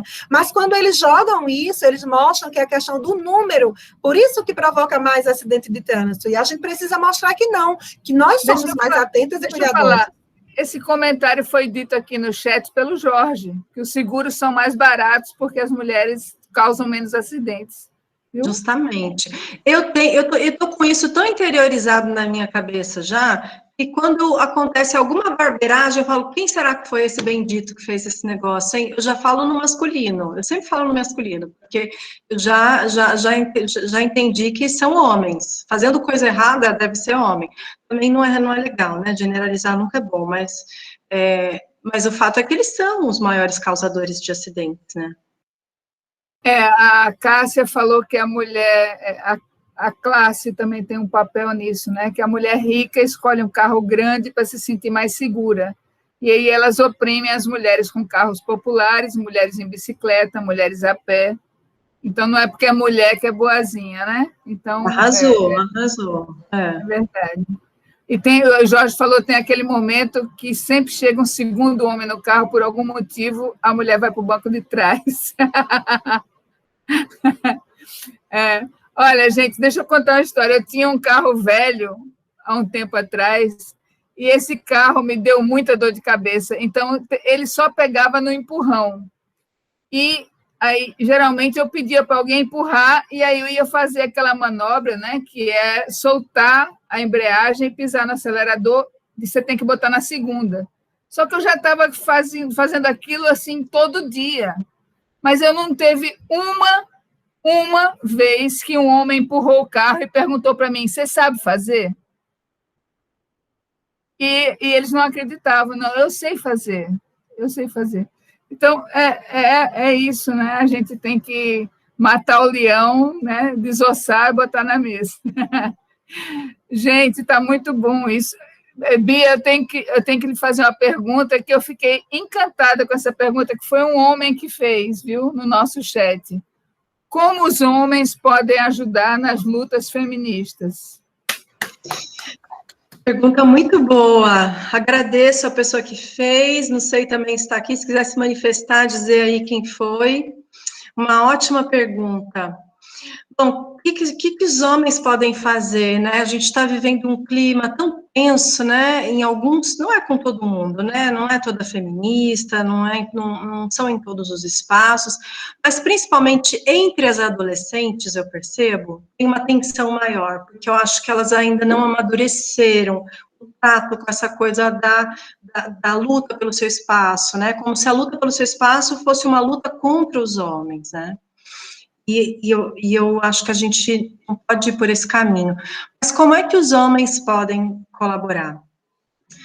O que a gente tem percebido também é que o feminismo, os questionamentos trazidos pelo feminismo deixaram o homem numa situação muito delicada, né? Muito ressabiados, como se de fato o feminismo também fosse contra eles. Eles também sentiram isso desse modo, né?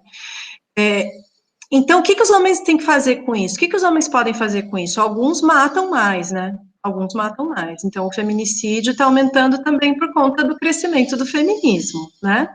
Também tem isso, por um lado. Mas o que os homens poderiam fazer, né? Que não isso, pelo amor de Deus.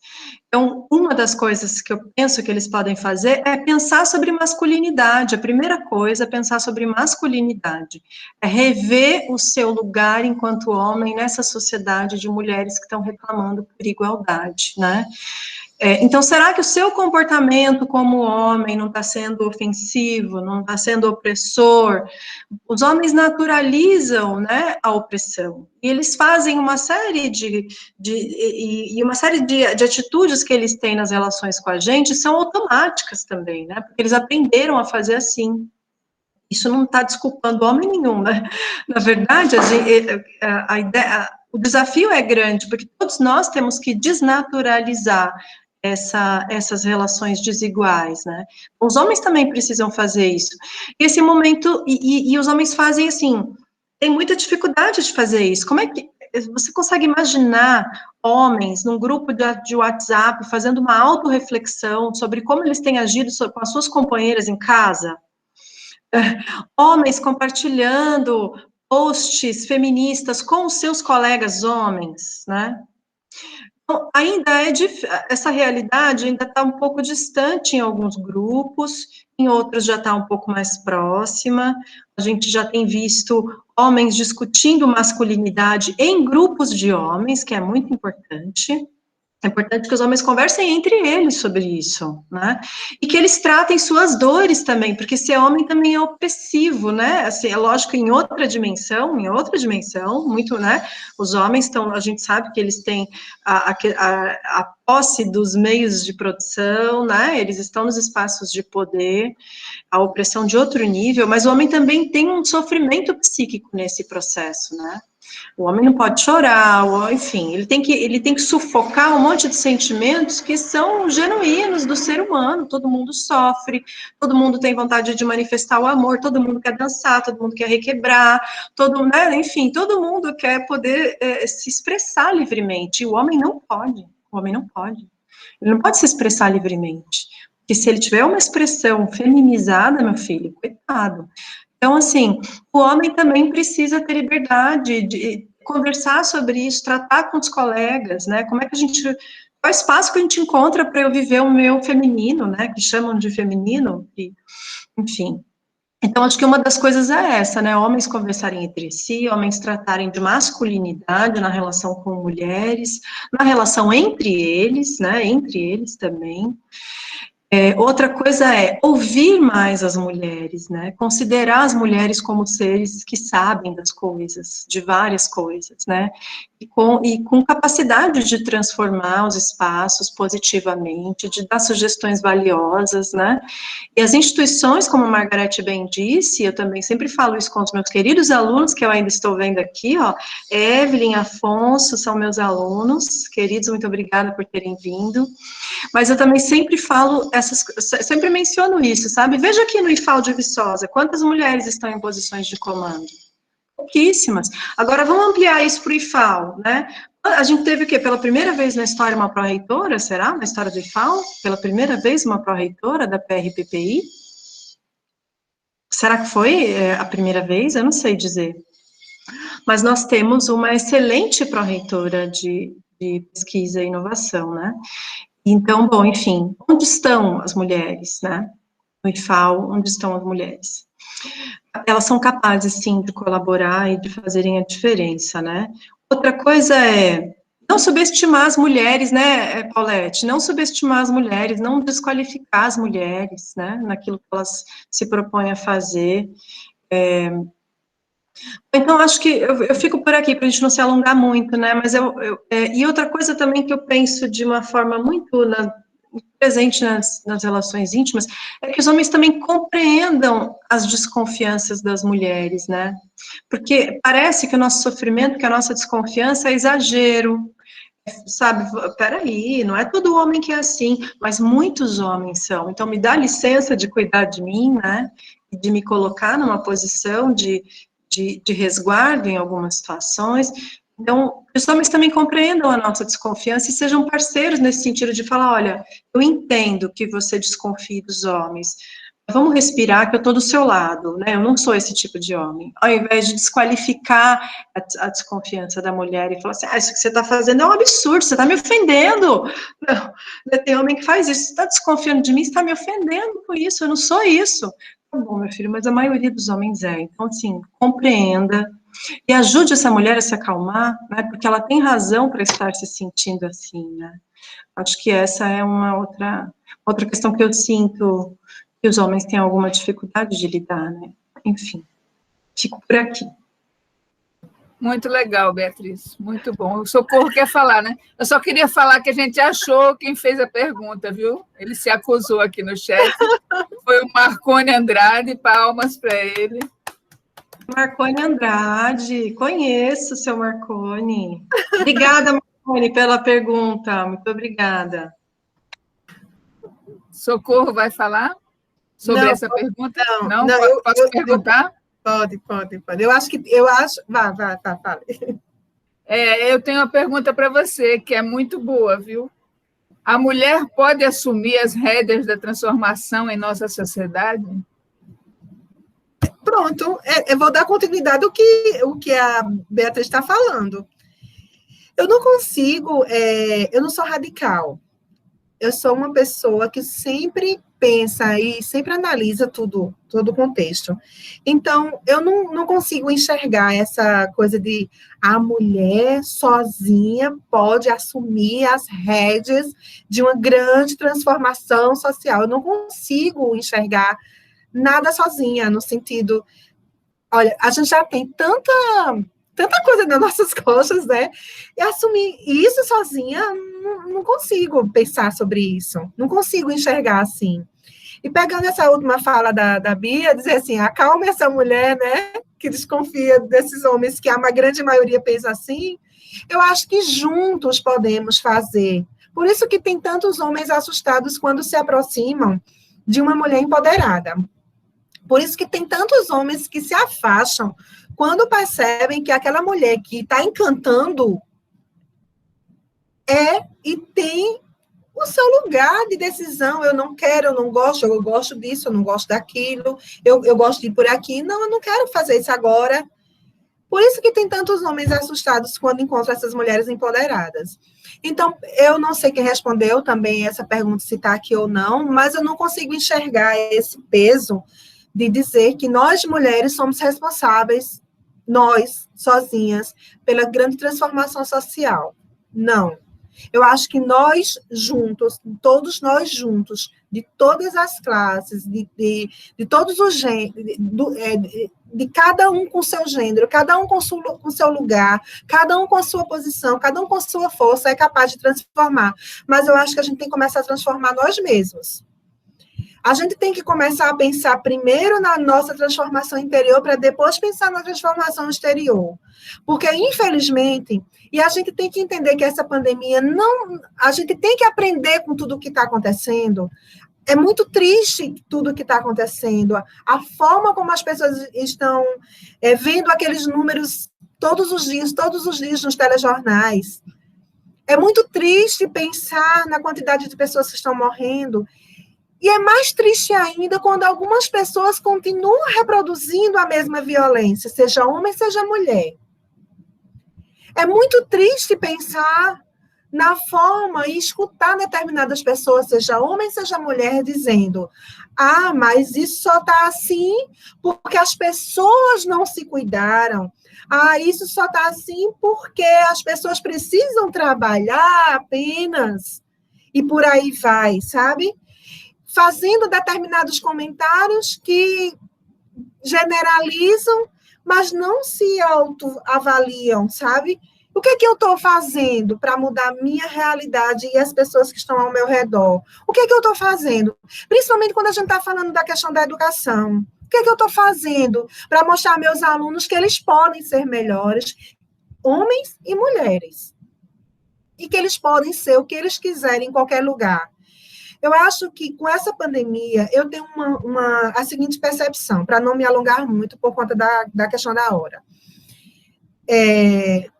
Tudo o que está acontecendo não foi por acaso. A humanidade parou. Tudo o que está acontecendo tem um propósito. E se a gente não sair disso melhor do que nós entramos, realmente a coisa fica muito mais confusa do que já está. Mas eu ainda tenho, como eu disse para as meninas desde o começo, com a brincadeira com relação ao número de pessoas que viriam para nosso encontro, né? Eu acho que a gente tem agora, sim, uma grande oportunidade de fazer uma grande transformação social a partir da nossa transformação interior. A gente tem uma grande oportunidade de fazer um mundo melhor, sim, apesar de toda a bagaceira que está acontecendo, em todas as realidades que já mencionamos aqui e outras que não mencionamos, mas a gente tem condição, sim, de fazer um mundo melhor. Seja homem, seja mulher, seja o que quiser ser. Seja o que quiser ser. Mas a gente precisa primeiro fazer uma grande transformação interior. Essa grande transformação interior vai fazer com que as outras pessoas que estão ao nosso redor possam também se reavaliar e fazer também essa transformação acontecer. Porque se a gente ficar o tempo todo reproduzindo aquela fala de que a culpa é dos outros, porque tudo está assim, porque os outros fazem assim ou assado, porque os outros têm que mudar, e a gente não mudar e ficar no nosso quadradinho, aí realmente fica muito complicado. E, seja homem, seja mulher, falar de uma ética oralmente, em qualquer lugar, em qualquer grupo social, mas dentro de casa, mentir ou pregar uma outra coisa na sua ação, numa fila, num banco, na escola, fazer outra coisa, seja homem, seja mulher.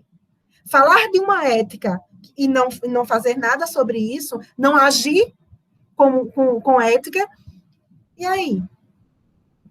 Eu penso que a gente pode fazer realmente melhor, seja homem, seja mulher, seja quem quiser. Mas primeiro tem que fazer uma transformação interior para depois fazer uma transformação exterior.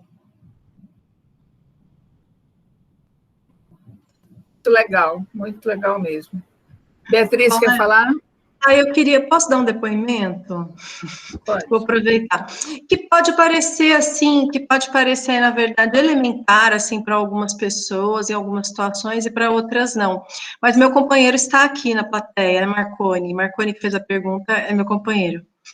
E nós dividimos as tarefas aqui com bastante equilíbrio, sabe? E é claro que tem algumas especializações em casa, né? Tem coisas que ele faz mais, tem coisas que eu faço menos, eu faço mais, mas em geral a gente tem uma divisão bastante equilibrada, e a gente divide as coisas colocando em tabela, numa tabela que fica colada na geladeira, que recentemente a gente tirou porque a gente já incorporou como o rodízio acontece, né? E quando as filhas dele vêm para cá, que ele tem filhas, minhas enteadas, Gabriela e Anabela, elas também entram nessa lista, e elas também colaboram. Então, eu tô querendo dizer isso porque essa batalha para que nós não sejamos essas guerreiras que fazem tudo o tempo todo, tem que partir de nós também, né? E também pode partir de outras pessoas. Então, eu pensava aqui, inclusive, no caso dos meus alunos, por exemplo, né? Como é que os meus alunos, adolescentes, feministas, esclarecidos, podem ajudar a aliviar a barra da sua mãe, né? Se a sua mãe não fez uma tabelinha, faça você. E fale, mãe, vamos dividir melhor? Tá pesado, a senhora tá estressada, eu tenho tempo, viu? Tenho tempo e vou fazer uma tabelinha e agora a gente vai dividir isso aqui melhor, né? Então, como é que a gente pode incorporar rotinas de divisão mais equilibradas de trabalho em casa para que a gente também possa viver, né, gente? Para que a gente também tenha direito ao lazer, ao ócio, a não fazer nada, inclusive, quando a gente quiser, né? Enfim, e que todo mundo se sinta responsável pelo lugar, pelo espaço, igualmente, né? Então, sugiro para vocês, viu? Façam tabelinha, coloquem na geladeira e cobrem, né? As pessoas que fazem parte da casa, né? É isso. Muito legal seu depoimento. Marconi, adorei sua pergunta, eu já tinha falado no chat, não sabia que você era o companheiro da minha co-orientadora. Então, acho que as falas dessas mulheres maravilhosas fecharam, né? Então, não há dia da mulher, é um dia da mulher, é todo dia, e, na verdade, é o dia das pessoas, né? Como não tem, eu brinquei que o dia do homem são os outros dias, mas vamos fazer com que cada dia seja o dia da cooperação entre homens e mulheres para fazer esse mundo melhor, né? Que a gente é otimista, mas precisa trabalhar, né? Socorro. Então, eu queria fazer 2 pedidos. Primeiro, fazer uma foto. Quem pode abrir a câmera? São 2 pedidos, eu falei. Todo mundo que puder abrir a câmera para a gente fazer uma foto, aí o Jorge faz. Jorge. Muito bem. Aí o povo bonito aparecendo, a Cássia, Jorge. Bia, você Isabela, vai ser Larissa. professora dessa moça aí, viu? A Cássia Delier vai ser professora dela. Legal. Que bom! Prof. PT, que lindo! Adorei os comentários de Acácia. Larissa, toda linda. Eu ouvi Aí, dizer Afonso! Obrigada, Afonso, por ter vindo. orientadora de Oba! socorro. Emily, Margarete, abre a câmera bonitinha. Maiara, um beijo. Evelyn, cadê você? Marconi, Isabela, Margarete. já. Ó, acho que tem que ser 2 fotos, viu? Porque tem mais do que 12, viu? Vamos lá, Aí Jorge. você sabe que você pode ampliar o número de São pessoas que 2. aparecem, né? Pode ir, vai até 42, né? Falta todo mundo já. São 2 pedidos. A Margarete mandou a música para a gente ouvir, e aí o Jorge vai botar essa música que ela falou, que é não sei o que, Louca e Má. Triste, Louca e Má, para a gente ouvir, porque realmente é para fechar, né? As mulheres empoderadas, que não precisa ser feliz, equilibrada e boazinha para ser, né? A gente pode ter um dia que a gente acorda de pé esquerdo, triste, louca e má. Vamos lá. Foto. Vou tirar esse aqui. Jorge. Quando for tirar, diga, viu, Jorge? Estou com o queixo doendo. Então, 3, 2, 1. X! Todo mundo falando X. Aí. Tirou? Tirei. Paulette, eu tenho 2 coisas para falar ainda, viu? Tá calor, né, gente? Posso falar?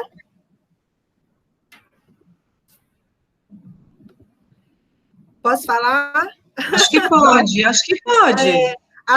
Uma coisa que eu devia ter dito no começo, mas vou dizer agora. Hoje é aniversário da minha irmã. Eu tenho uma irmã que está completando um ano hoje. Um beijo bem lindo. Vou deixar aqui gravado. Uma grande mulher também, Neidinha.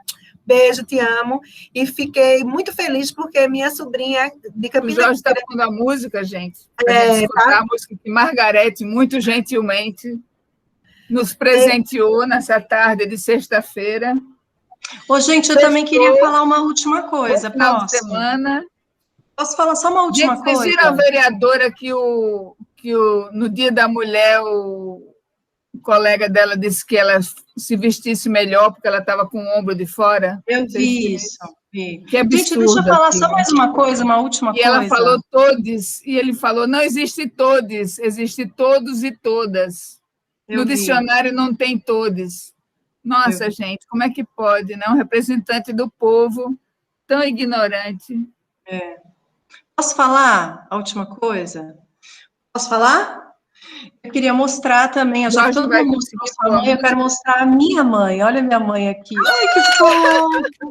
Mamãe, Dona Lourdes. Linda. Minha mãe já não está mais entre nós, faleceu já faz alguns anos. Mas a minha inspiração, né? Minha inspiração foi professora de Mobral também, sabia, Socorro?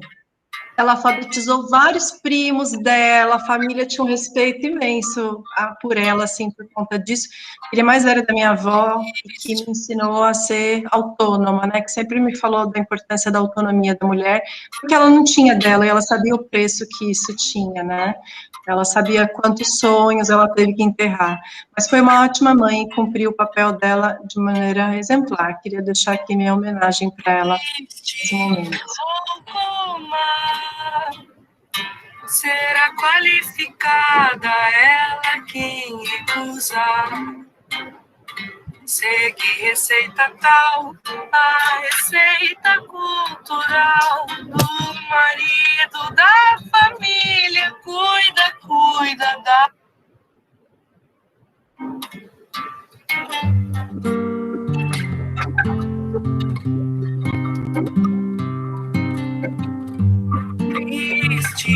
Louco mar, será qualificada louco mar, será qualificada ela quem recusar. Segue receita tal, a receita cultural do marido, da família, cuida da rotina. Só mesmo rejeita, bem conhecer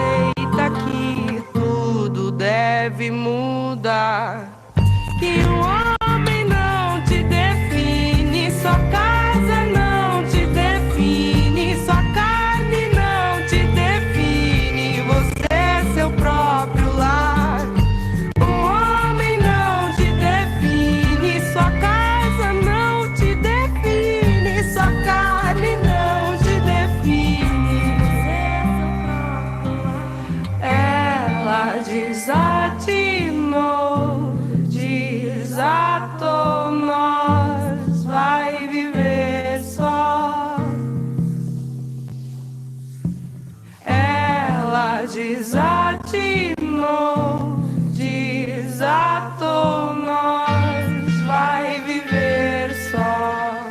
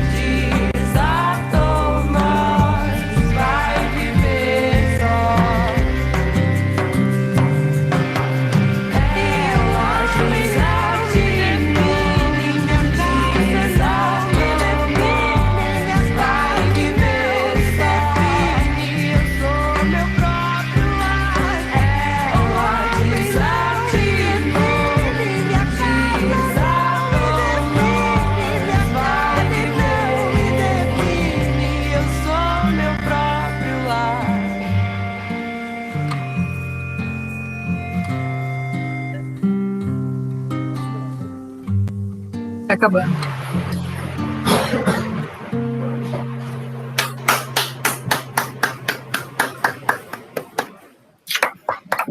Obrigada, meninas, mulheres lindas. Brigadão.